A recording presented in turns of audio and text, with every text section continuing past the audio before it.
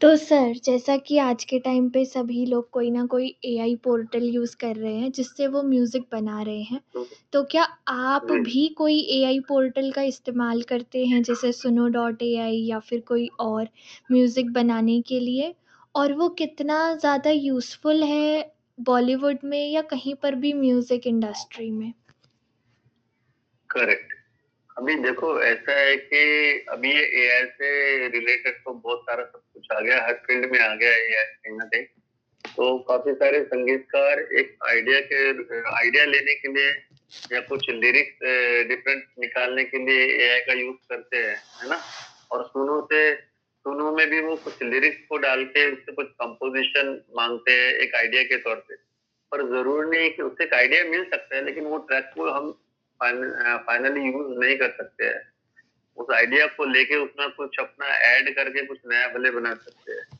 AI से जो गाना बन के निकलता है ना, उसको कमर्शियली हम लोग यूज़ नहीं कर सकते अभी। क्योंकि क्या होता है हम लोग जो गाना अगर आपने जो भी गाना हम जैसे बनाते हैं ना, तो जी। फिर जब हम लोग यूट्यूब पे डालते हैं तो उसका उसमें वेब फाइल लगता है, पूरा प्रूफ लगता है कि आपने इसको बनाया है। हुँ। और जो ओटीटी प्लेटफ़ॉर्म्स पे भी हम लोग डालते हैं, सावन, जियो, रेसो, स्पॉटिफ़ाई, गाना जितने भी प्लेटफ़ॉर्म्स पे ये जाता है, तो वहाँ पे भी उसका वेब फाइल लगता है।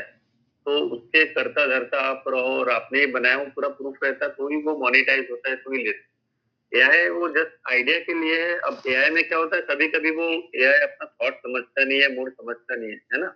सुना है मतलब वेस्टर्न म्यूज़िक, इंडियन म्यूज़िक, काफ़ी सारे संगीतकारों के गाने सुने हैं। उनके माइंड में तो मूड के हिसाब से म्यूज़िक ऐसे ही घूमते रहता है ना? हुँ। एग्ज़ीक्यूट करना होता है उसको अपना हारमोनियम या कोई इंस्ट्रूमेंट लेके। इसी के साथ क्रिएटिव हाँ, डिफरेंसेस जो एक लिरिसिस्ट और म्यूजिक कंपोजर या डायरेक्टर के बीच में आपने फेस किया हो। हाँ, हाँ। तो ये ऐसा होता है कि जैसे मैंने कोई सिचुएशन किसी लिरिक्स राइटर को दिया कि जी। ये एक रोमांटिक गाना बनाना, ठीक है ना? For ji. एग्ज़ाम्पल तो उसको मैंने आज़ादी दे दी कि तुम अपने हिसाब से अपने मूड से मुझे लिख के भेजो, मैं इसकी धुन बाद में बनाऊँगा, इसका कंपोज़िशन बाद में बनाऊँगा। फिर जी। उन्होंने मुझे लिख के दे दिया और फिर मैं कंपोज़िशन कर रहा हूँ, उसका धुन मैं बना रहा हूँ, उसकी तर्ज मैं बना रहा हूँ। और फिर बनाने के बाद में मुझे ऐसा लगता है कि नहीं इसमें जो धुन में तो आ गया ये गाना, ट्यून उसके जो लिरिक्स है मेरे ट्यून में तो फिट हो रहे हैं, है ना? अच्छा लग रहा है लेकिन इसमें वो साउंड नहीं बन रहा है जो साउंड कान को अच्छा लगे, है ना? तो जी। इसमें जी। मात्रा का खेल होता है। जैसे उन्होंने कुछ लिखा लिख दिया जैसे एक एग्ज़ाम्पल बताता हूँ, एक मैंने उन्होंने गाना लिख के भेजा दिल ये दिल है दीवाना तेरे प्यार में। तो ये मैं की मात्रा आ गई, वो अच्छी साउंड नहीं करी। तो मैंने बोला अभी इसको कुछ दूसरा लिख के तो उसमें ओपन वर्ड चाहिए मेरे को लास्ट में, मैं नहीं चाहिए, आ की मात्रा चाहिए। हाँ, तो उन्होंने कुछ दूसरा लिखा।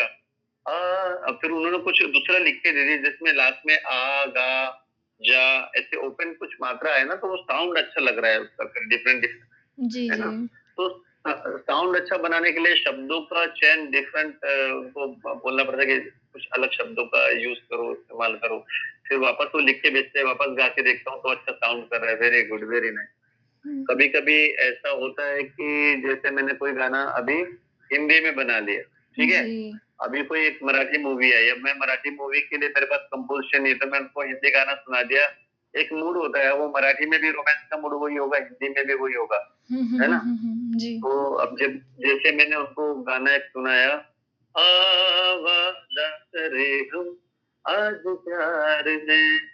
बोले गाना यार अच्छा लग रहा है तेरा हिंदी में लेकिन मुझे मराठी में चाहिए ये गाना।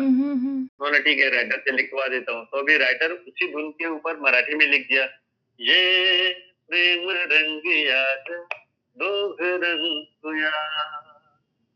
तो फिर ऐसा भी हुँ। हो जाता है कभी-कभी कोई मूवी बाइलिंगुअल रहती है, 2 लैंग्वेज में जाती है तो सेम ट्रैक पे हिंदी में, सेम ट्रैक पे मराठी में भी कर दिया उसको। या कभी सिर्फ मराठी में जा रही है तो ये ट्यून को हमने उधर पे भी हम लोग दे देते हैं प्रोड्यूसर। हुँ। ये चीज़ें चलती रहती। इसके बाद सर आपके अपकमिंग प्रोजेक्ट्स जिन पर आप अभी काम कर रहे हैं? 2 नए एल्बम आ रहे हैं। जी। रोमांटिक एल्बम है दोनों और दोनों हुँ। को गाया है मिस्टर चिंतन बासीवाला और साधना सरगम जी ने गाया है उसको डुएट। हुँ। हुँ। और एक और है रोमांटिक गाना हुँ। जिसे चिंतन बासीवाला और अलका याग्निक जी ने सॉरी अलका याग्निक नहीं, मधुश्री जी ने गाया है ये गाने को। और ये congratulations and all the best sir आपको आपके new thank you so albums much. के लिए। और अब हम थैंक यू बढ़ते सो हैं, मच। आपने मराठी मूवीज का जिक्र किया, एक्सपीरियंस मराठी इंडस्ट्री के साथ हाँ, काम करके। बहुत अच्छा था। उस फ़िल्म के हीरो थे मिस्टर अमर करके, वो मेरे पास में आए थे। हम्म। और जब उनको पता चला मुझे मिर्ची म्यूज़िक अवार्ड मिला तो वो उनको बहुत अच्छा लगा, तो उन्होंने जाके किसी प्रोड्यूसर से ज़िक्र किया कि मैं म्यूज़िक इनका ले रहा हूँ, मिस्टर राज हम्म। प्रकाश का इस फ़िल्म के ऊपर। और उनके प्रोड्यूसर को उन्होंने मेरा अवार्ड वाला वीडियो दिखाया, तो उनके प्रोड्यूसर को लगा नहीं इनके साथ काम करना चाहिए। उनकी मूवी शुरू हुई और उन्होंने मुझे साइन किया मूवी के लिए, और मैंने गाने बनाए। यहाँ के जो मराठी के जो टॉप सिंगर्स हैं, जी। जैसे स्वप्निल स्वप्निल बांदोड़कर है, वैशाली माड़े, आदर्श शिंदे, ये सब मराठी के फेमस और बड़े स्टार सिंगर थे यहाँ के, जी जी। इनके साथ गवाया मैंने। हाँ, इसमें एक गाना मैं कुमार शानू उनसे भी गवाना चाह रहा था, क्योंकि उनके जॉनर का गाना था। वो मराठी एक्चुअली गाते नहीं है। तो जब रिकॉर्डिंग शुरू हुई, उन्होंने आधा घंटा गाया गाना को, तो उसमें कुछ डिक्शन में बड़ा प्रॉब्लम जा रहा था। तो शानू जी ने कहा, अरे यार तू मराठी सिंगर से गवा ले, ये मेरे बस की बात नहीं है। तो फिर वो मुझे दूसरे सिंगर से गवाना पड़ा कहीं न कहीं। वो फ़िल्म भी बहुत अच्छी बन गई, फाइनली रिलीज़ हुई और अच्छा रिस्पॉन्स रहा उसका। और ये इसका जो म्यूज़िक है, कहीं न कहीं वो भी बहुत अच्छा चल रहा है सब अपने ओटीटी प्लेटफ़ॉर्म। गौतम गुलाटी और जोया अफरोज के साथ जो आपने काम हाँ, किया है, वो किस करेक्ट। तरीके का था और कैसे आपने उन सब चीज़ों को, आपको वो प्रोजेक्ट्स कैसे मिले? ये ऐसा था कि एक नया गाना कॉमेडी है ना, जी जी जो जी।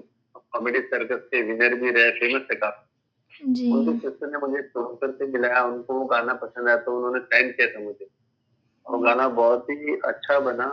तो गाना उनको इतना पसंद आया, उन्होंने बहुत बड़े लेवल पे शूट किया है इसको। हम्म 3-4 दिन उसकी शूटिंग हुई है रोमांटिक गाने की, यहाँ पे मुंबई में बीच पे।